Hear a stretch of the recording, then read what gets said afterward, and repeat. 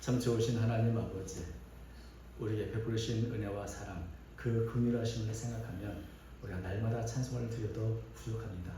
찬양받으시기 합당하신 주님, 날마다 우리의 마음으로 두 손을 높이 들고 주님을 찬양하며 주의 영광 돌리는 제가 되도록 인도해 주옵소서. 우리 찬양자들을 기억해 주시고 때마다 간섭하시며 더욱더 저희 아름다운 찬양을 통해 영광 돌릴 수 있도록 붙잡아 주옵소서. 필요한 은혜를 날마다 새롭게 더해 주시옵소서. 오늘도 신이 부족한 중에 주의 말씀을 들고 섰습니다. 주께서 사용하여 주시고 우리에게 꼭 필요한 말씀으로 우리의 갈 길을 인도하여 주시옵소서. 주께서 함께해 주시고 또 부족한 점을 사용하여 주시는 믿사오며 예수님 이름으로 기도하옵나이다. 아멘. 오늘 기드온과 300용사 이야기입니다. 기드온과 300용사 우리가 너무나 잘 아는 유명한 이야기죠. 300명의 군사로 13만 5천 명의 미디안 군사를 완전히 전멸하다시피 이겼던 유명한 이야기를 우리는 알고 있습니다. 그런데 왜 300명일까? 우리가 잘 아시는 것처럼 원래 미디안 군대와 싸우겠다고 나선 이스라엘 사람들은 3만 2천 명이었습니다. 근데 하나님께서는 300명만 남기고 다 돌아가게 이렇게 하셨죠. 그 이유를 이렇게 말합니다. 7장 2절에 보니까 여호와께서 기드온에게 이르시되 너를 따르는 백성이 너무 많은즉 내가 그들의 손에 미디안 사람을 넘겨주지 아니하리니 이는 이스라엘이 나를 거슬려 스스로 자랑하기를 내 손이 나를 구원하였다 할까 함이니라. 13만 5천 명과 싸우는데 3만 2천 명으로 싸워 이기면 내가 잘해서 전략이 좋아서 내가 열심히 해서 승리할 거다, 승리했다고 이렇게 스스로 자랑하고 하나님을 생각하지 않을까. 그것 때문에 내가 약하고 어리석고 정말 몇몇 되지 않는 이 300명만 내가 사용해서 이 큰 군대를 이기는 걸 보여주겠다는 것이죠. 그래서 모든 영광을 하나님께 돌릴 수밖에 없도록 그것이 바로 하나님의 방식인 것입니다. 세상에 강한 것들 부끄럽게 하시려고 하나님은 약하고 연약한 우리들을 사용하시고 오병이어 같은 부족한 사람들을 통해서 수많은 사람들을 베풀는 역사를 하시는 분이십니다.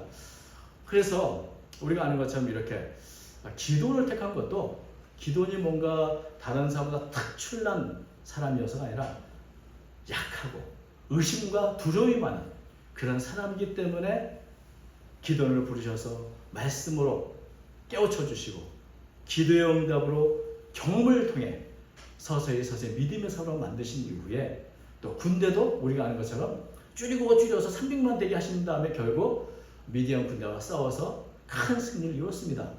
오늘 본문은 그리고 이 큰 승리 다음에 어떤 마무리가 있었는가 하는 그런 이야기죠. 22절 보니까 그때는 바로 이 큰 승리를 하고 난 이후입니다.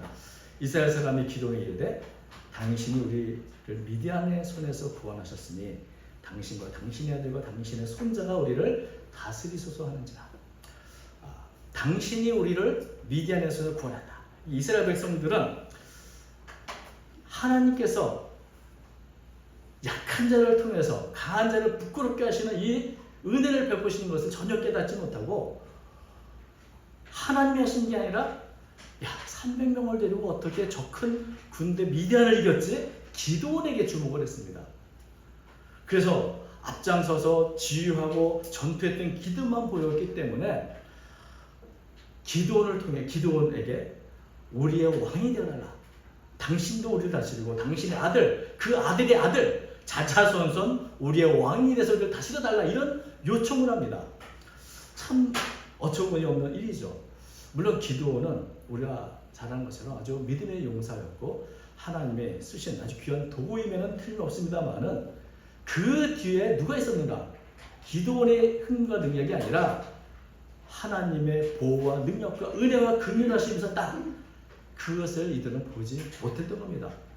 기드온 너머에 계시는 하나님을 보아야 이 큰 승리를 어떻게 합니까? 하나님께 영광을 돌리고 감사 찬양을 드릴 텐데 그런 것은 다 사라지고 300명을 데리고 큰 승리를 기드온, 그 기도만 바라보면서 왕이 되어달라고 요청을 한 겁니다. 어떻게 보면 가장 아름다운 모습은 기드온을 사용하신 하나님을 바라보면서 나도 기드온처럼 믿음을 갖고 하나님의 말씀대로 살아가면 이런 승리를 얻을 수 있다. 이렇게 믿음의 길을 가는 것이 올바른 길인데 이 이스라엘 백성들은 반대로 기드온이 저렇게 훌륭하니 기드온이 우리를 다스리면 우리는 모든 외적들과 싸워 이기고 아주 평안한 삶을 살겠다. 그래서 기드온에게 아예 왕조를 세워가지고 당신이 우리를 다스리라 이렇게 요청을 하는 겁니다. 이렇게 이제 조금 더 변형돼서 얘기하면 당신과 당신의 아들과 당신의 아들의 아들이 우리를 다스려 주소서. 왜냐하면 당신을 미디안의 손에서 구원했기 때문입니다. 여러분, 이런 요청을 들으면서 기도는 어떻게 했을까요? 왕이 되어달라. 이건 굉장히 큰 유혹이 되는 틀림없습니다. 그죠? 내가 왕이 되려고 했는 게 아니라 나를 다스려달라. 왕이 되어달라면 그런 것과는 생각이 들 수밖에 없겠죠. 그런데 기도는 그래도 믿음의 사람입니다. 이렇게 말하는데 23절 기도는 그들에게 이르되 내가 너희를 다스리지 아니하였고 나의 아들도 너희를 다스리지 않을 것이요 여호와께서 너희를 다스리시리라 하니라. 큰 유혹이지만 기도는 나는 여러분을 다스리지 못합니다. 오직 하나님이 여러분을 다스릴 겁니다. 아주 분명하게 선언했습니다. 근데 왜 하나님이 다스려야 하는가에 대한 이야기는 하지 않았습니다. 여전히 이스라엘 백성들은 기드온이를 구원했다. 미디안의 군대에서 구원했다. 그렇다면 여러분 어떻게 대답하면 맞을까요? 여러분 하나님께서만이 우리를 다스리시기 때문입니다. 왜냐하면 하나님이 구원하셨습니다. 내가 아니고 하나님이 구원하셨기 때문에 이렇게 하면 백성들이 기드온 너무했나 하나님을 바라볼 수 있을 텐데 기드온이 이상하게 왜냐하면 하나님이 우리를 구원했다는 얘기를 딱 빼고 그냥 하나님의 여러분 다시 것이다 이렇게 얘기하니까 백성들의 마음은 여전히 기드온이 다신 건 되는데 왜 이런 대답을 했을까? 여러분 기드온의 마음에 어떤 면에서는 백성들이 생각했던 것처럼 맞아 이번엔 내가 참 큰일 했어. 내가 정말 앞장서가지고 이 300명 갖고 아주 고군분투하면서 승리를 했어. 하나님 많은 일을 하셨지만 내 역할도 적지 않았어. 이런 생각이 혹시 있지는 않았을까 하는 생각을 하게 됩니다. 왜냐하면 이것은 다음에 기드온이 백성들이 요청하는 내용을 보면 그게 좀 그럴 것이라 하는 생각을 하게 됩니다. 24절 이렇게 말하죠. 기드온이 또 그들에게 이르되 내가 너에게 요청한 일이 있으니 너희는 각기 탈취한 금고리를 내게 줄지니라 하였으니 이는 그들이 이스라엘 사람이므로 금 귀고리가 있었습니다. 내가 너에게 요청할 일이 있으니 오직 하나님만을 믿고 따르라 이런 말이 아니라 각기 탈취한 금 귀고리 그거 좀 나한테 주면 안 되겠을까? 이렇게 이제 요청을 하는 것이죠. 여러분 이런 요청을 왜 할까요? 이 전쟁을 누가 이겼기 때문에 나 때문에 이긴 거 아니야.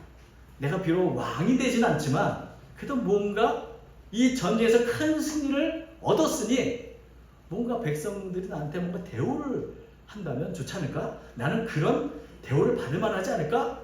내가 왕이 돼서 이스라엘 백성 다스리지 않을지라도 그 탈취한 금 귀골이 그 정도는 내가 요청할 수 있지 않을까? 이런 생각을 했지 않겠습니까? 이 정도는 내가 받을 만해. 이 정도는 내가 누릴 만해. 이런 마음이 기도의 마음속에 있었다고 생각이 듭니다. 그러니까 백성들에게 마땅히 이런 요청을 할 수 있을까 요청하는 거죠. 그렇죠?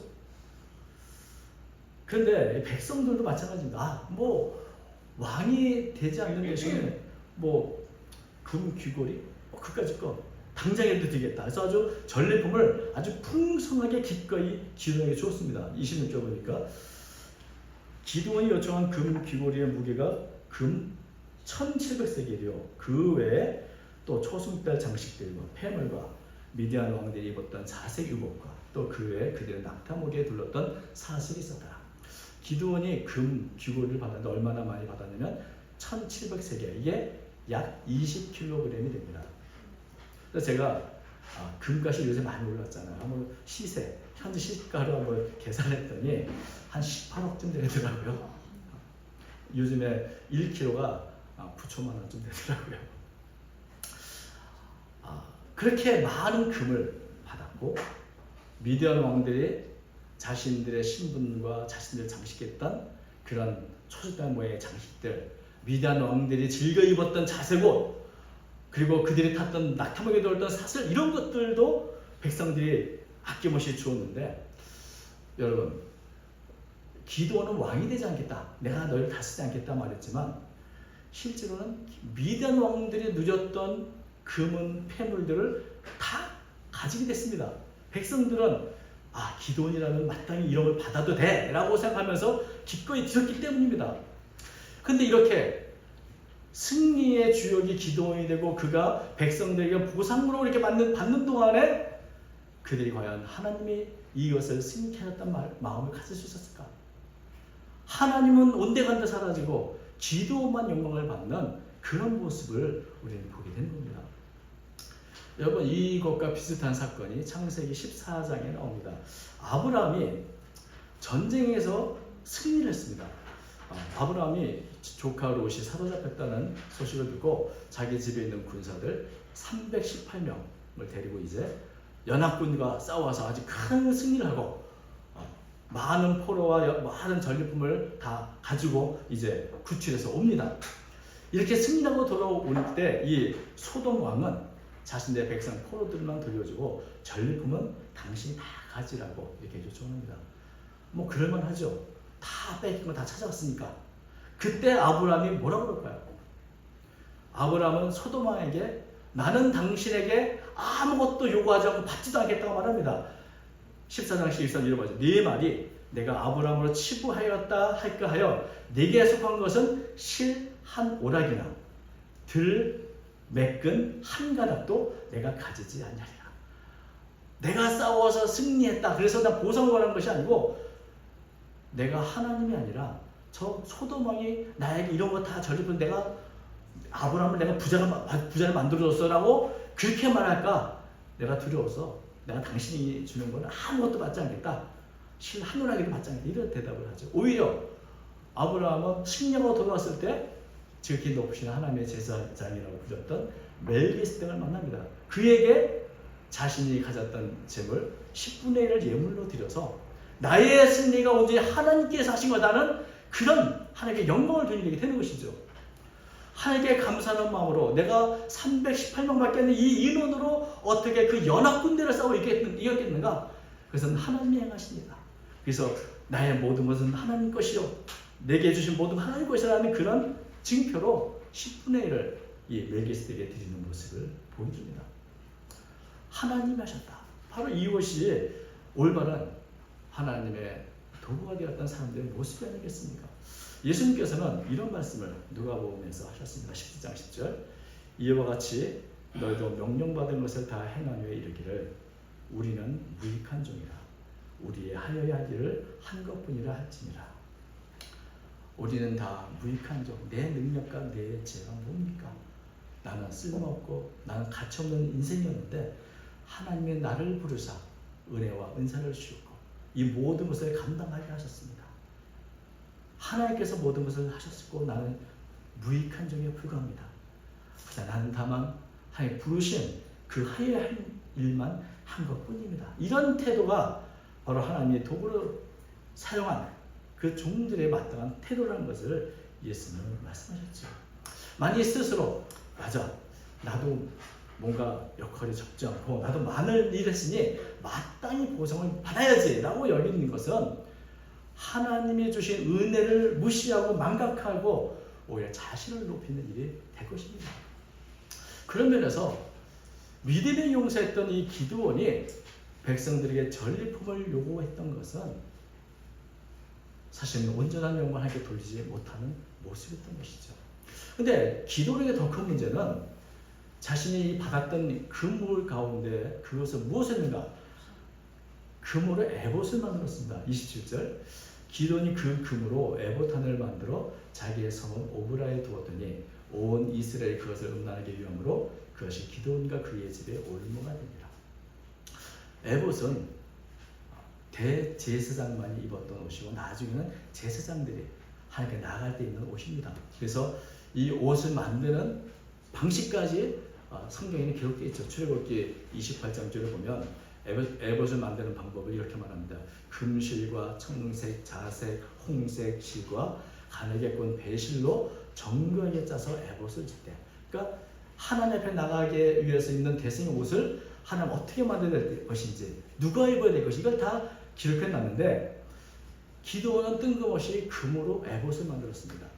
그리고 그것을 자신이 있는 성읍인 오브라에 두었다는 것이죠. 이것은 하나님의 에봇에 대해서 말씀했던 율법과는 전혀 맞지 않는 일을 지금 기드온이 하고 있는 겁니다. 그래서 아니 도대체 왜 금으로 에봇을 만들어서 자기 성읍에 뒀지? 이유가 뭔지가 성경에 나오지 않습니다. 그래서 추측이 많죠. 이것은 아마도 하나님이 큰 승리를 주신 것을 기념하기 위해서 만든 게 아닐까. 에봇은 하나님의 상징하니 금으로 하나님께 에봇을 만들어 이렇게 영광을 주는 게 아니겠나, 이런 해석도 있을 수 있고요. 또는 지금 기드온이 내가 아니라 하나님이 여러분을 다스릴 것이다 라고 말했기 때문에 하나님이 어떻게 다스립니까? 하나님 앞에서 기도하고 또 어떤 일을 하게 묻고, 그러기 위해서는 하나님을 상징하는 에봇을 통해서 하나님께 더 가까이 하도록 하자. 아마 그런 의도가 아니었을까. 어떤 의도인지는 성경에 나와 있지 않는데 금 에봇을 만든 결과가 어떤 것인지는 분명하게 기록되어 있습니다. 어떤 의도로 금 에봇을 만드는지 모르지만 결국은 온 이스라엘 백성들이 이 금 에봇을 음란하게 위했다. 다시 말하면 음란하게 위했다는 말은 하나님이 아닌 우상 숭배를 하는 표현인데, 결국 금 에봇을 바라보는 백성들은 저 금 에봇에 기도하면 내가 이길 수 있어, 내가 뭐 기드온처럼 많은 재물을 얻을 수 있어, 이런 식으로 미신이 됐고 금 에봇을 우상처럼 여기서 섬겼다는 겁니다. 여러분, 우상의 본질이 뭡니까? 탐심입니다. 골로새 3장 5절, 탐심은 곧 우상 숭배입니다. 하나님을 바라보는 게 아니라 내 욕심 때문에 하나님 앞에 나오는 것, 내 욕심을 이루기 위해서 금 에봇을 통해 나오는 것, 이런 모든 것들이 다 우상 숭배가 되는 겁니다. 금 에봇은 좋은 의도로 만들었을지 모르지만 백성들은 그 금 에봇을 우상으로 여기고 내 욕심을 들어줄 수 있는 그런 존재로 여겼기 때문에 결국 그것을 성경은 금 에봇을 음란하게 위했다, 이런 표현을 쓰는 겁니다. 결국은 금 에봇이 이스라엘 백성들의 섬기는 우상이 되었다는 것이죠. 마치 출애굽 이후에 아론이 금 송아지를 만들었던 것처럼 큰 승리를 이룬 기드온이 금 에봇을 만들어서 결국 자신의 승리와 또 하나님 앞에서 온전한 영광을 돌리기보다는 오히려 백성들로 하여금 우상을 섬기는 일을 이렇게 하게 됐다는 것을 보게 된 것이죠.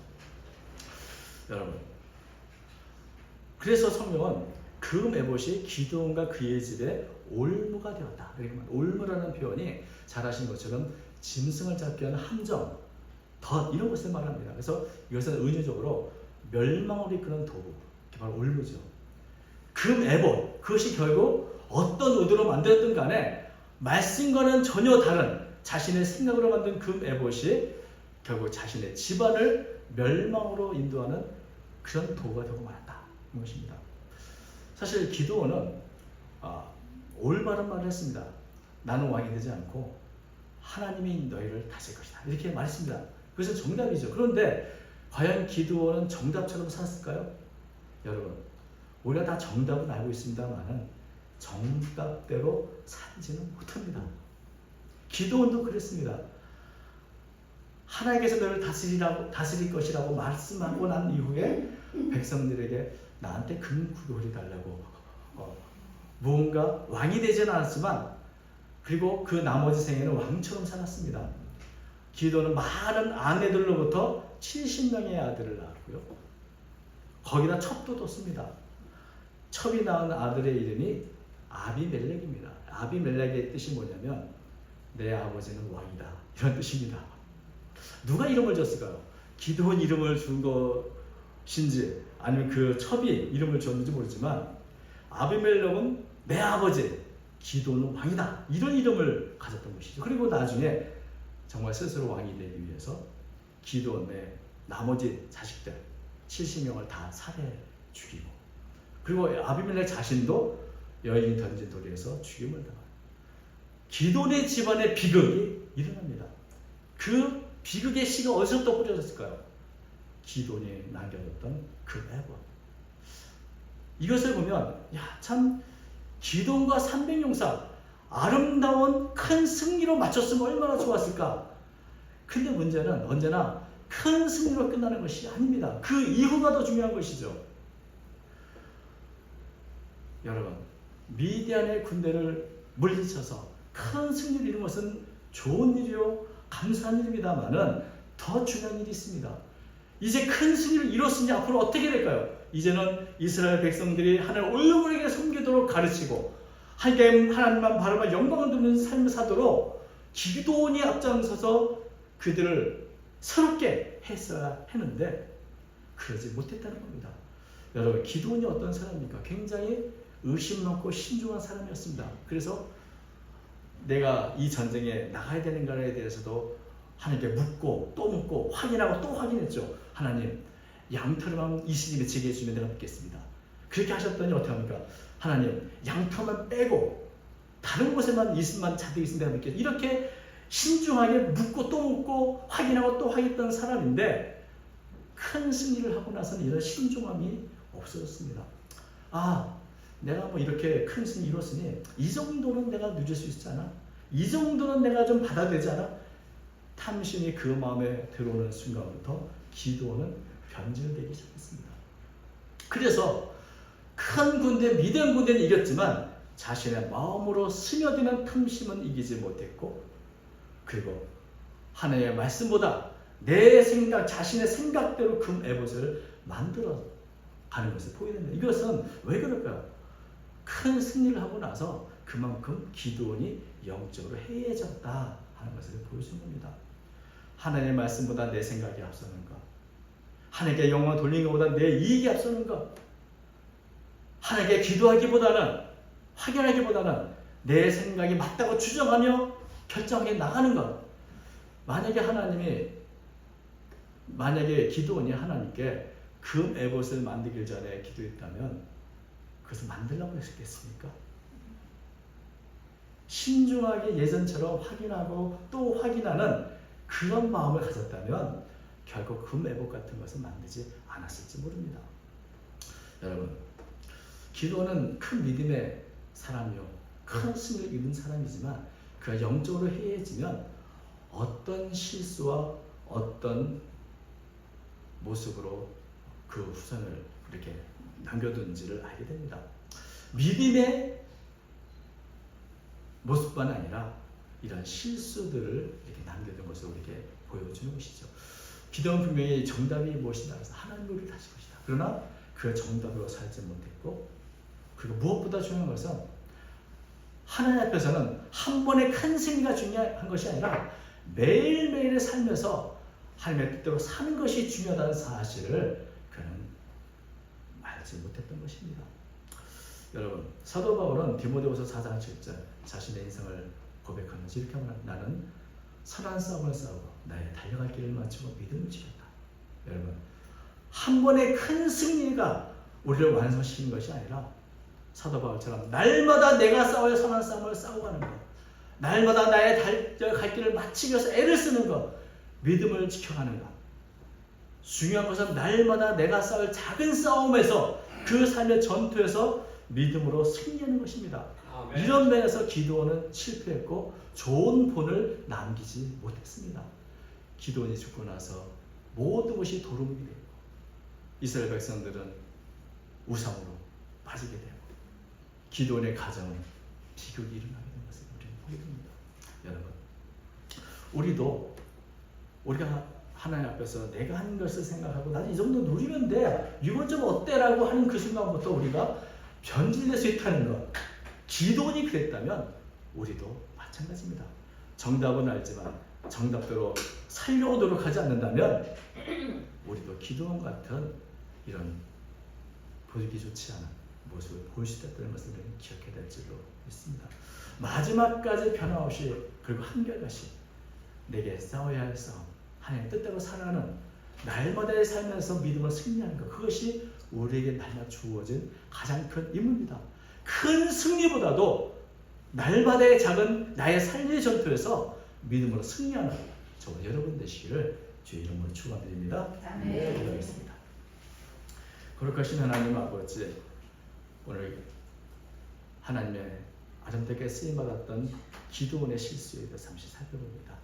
주님, 믿음으로 살았지만 끝까지 하나님께 영광 돌리는 그런 삶의 본을 끼치지 못한 것을 우리가 생각하면서 하나님은 우리도 변질되지 않고 늘 나는 무익한 종이니 나의 마땅한 한 일을 했을 뿐이라는 겸손한 고백으로 주님 나서는 제가 되도록 도와주시고, 또한 변치 않고 한결 같은 모습으로 내 믿음의 싸움에 승리하는 제가 되도록 인도해 주시옵소서. 오늘 사랑 성도를 붙잡아 주시고 날마다 더 아름다운 모습으로 더 가까이 주님께 나아가는 믿음의 삶이 되도록 축복해 주옵소서. 우리 예수님 이름으로 기도하옵나이다. 아멘.